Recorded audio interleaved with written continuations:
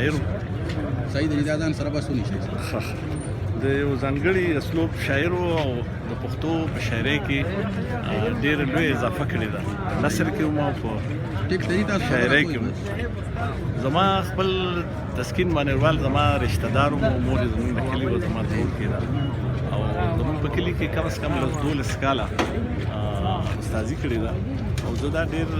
فخر سره خبره کوم چې د غني خان لومړنی کتاب د شاعرۍ د نن نه تقریبا کم 40 کاله مخکې پلوشي کتاب چې د عمل تسکین راکړو چې دا به راکې خو ما ورکړی نه صحیح او د حمزه بابا شاعري او بل چې خپل ژوند ډېر زیات منګي کې تیر ډېر نیمګړی نیمخوا لاړو واده او دا خپل شعرونو کې مې چې زما شعرونه چې دا زما اولاد د دې زیات